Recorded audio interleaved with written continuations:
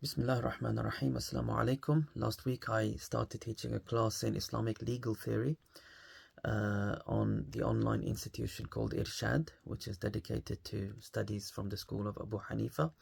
The text I'm teaching is known as the Usul of Imam Sarakhsi. Sarakhsi is a great Hanafi scholar from Central Asia who died approximately 490 years after the hijrah of our Prophet sallallahu alaihi wasallam.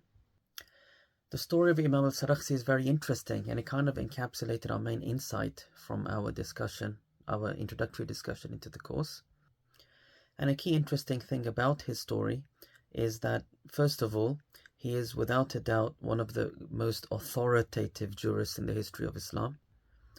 Almost all of the great chains of teaching of the Hanafi school throughout the Islamic world, meaning the scholars of the Indian subcontinent, of Egypt, of Syria, of Iraq, of the various of modern-day Turkey or Asia Minor, all of these great span of lands which have a tradition of learning according to the school of Abu Hanifa, almost all of them in the later half of Islam, their main chains of teachers and transmission go through Central Asia.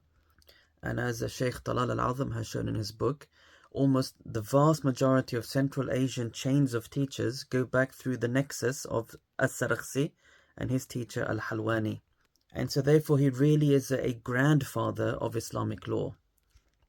But what's fascinating is he spent 15 years in jail. Why would that happen? They say the summarized version is that he was, you could say, commanding the good and forbidding the evil to a ruler, in the consequence of which he was imprisoned. In one version, it was to do with the ruler's violation of a law of marriage, which resembles very much the story of John the Baptist, peace and blessings be upon him, who also spoke out against a violation of the rules of marriage of the Old Testament, or of the Torah, for which he was imprisoned and finally beheaded, actually.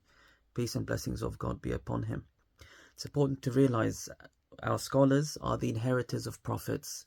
And so these stories you find of the prophets, we will find the like of them amongst the righteous scholars of this ummah.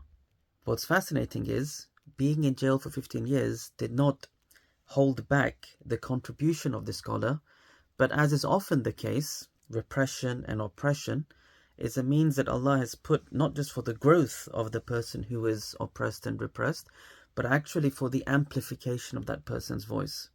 And so his prison is very hard for me to picture. Maybe others here have a greater knowledge than me, because he's imprisoned in what they call some kind of a pit. And so it was like some kind of pit of sorts through which people would visit and so on and have discourse with him from the surface. I can't, again, fully picture the layout of this, but his students would come for 15 years with paper, with ink, with books, and they would engage in a discourse with him while he was imprisoned. They would have the ink and papers, and they would write. And he inscribed one of the greatest works of Islamic law from prison through dictation. And I'll show you an image of it right now. So this here is the Kitab al-Mabsut that Sarakhsi dictated from prison. Interestingly, by coincidence, God has power over everything, is just on top of it. And this is not mostly air. This copy I have is pure text. And so you see, circumstances do not prevent the teaching of knowledge. And was also from prison. He starts in the last day of Shawwal in the year 479. They say he was released 480. He starts dictating his work in legal theory, and that's the text that we're studying.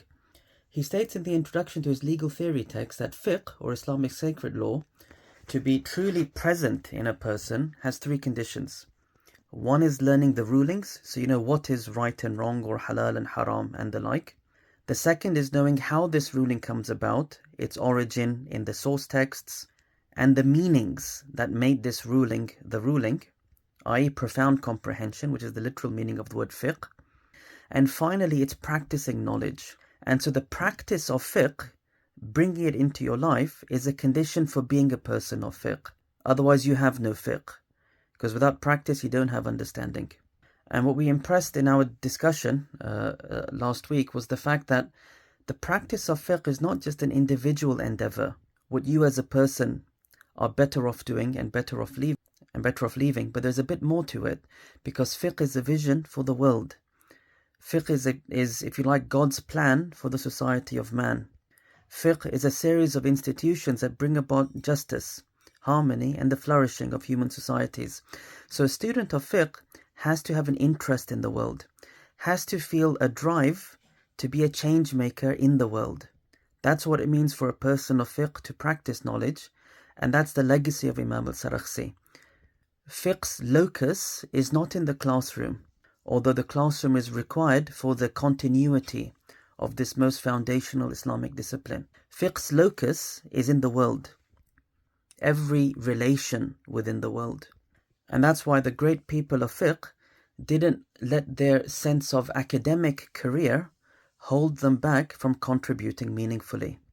And I gave also the example of the student of Imam al-Sarakhsi, a great scholar by the name of Umar ibn Abdul Aziz ibn Maza. To the best of my recollection, he died in his 30s, and he was known as As-Sadr As-Shaheed. And the reason why he was As-Sadr is that his father, who was the direct student of Sarakhsi, they were a family of leaders in Bukhara, so he was like a prime minister. So being a master of fiqh didn't hold him back from living a life of governance. He wrote very central foundational works in Islamic law. My master's thesis was on Umar ibn Maza, and I showed how I believe he inaugurated a genre of legal writings called Fatawa, a very particular genre in Central Asia and in the Hanafi school thereafter. And he's known as Shaheed because in, I believe it was his 30s, he decided to join a war.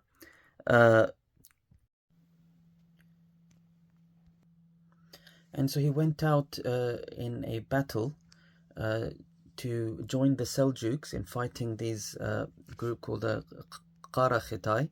Many told him to stay back, many told him to stay safe, and he chose to fight to defend Bukhara, and he died in that process. So he didn't let his sense of importance as a scholar of Islamic law hold him back from governing Bukhara, from joining this battle, from losing his life young, and that did not withhold anything of his legacy. His books are celebrated. His students, his direct students, include Al-Marghinani, author of the Hidayah, perhaps the most taught, one of the most taught works of law, probably in the history of the world. And so that's what is at the heart of this enterprise of Islamic sacred law. When we study its theory, when we study its principles, it's only ultimately a deeper exploration of really how to be in the world, how to be morally in the world, and how to be morally in the world conscious of the fact that you represent Allah, your Maker, you represent your Prophet, God bless him and give him peace, and you have a mission to reflect deeply upon the world in which you are and how to move it forwards to a better world, to the best of your ability. So that's some thoughts and reflections on the definition of fiqh from the introduction of Imam al-Sarakhsi to his work in Usul. I'll try to share some reflections from time to time from this book. Wassalamu alaikum wa rahmatullah.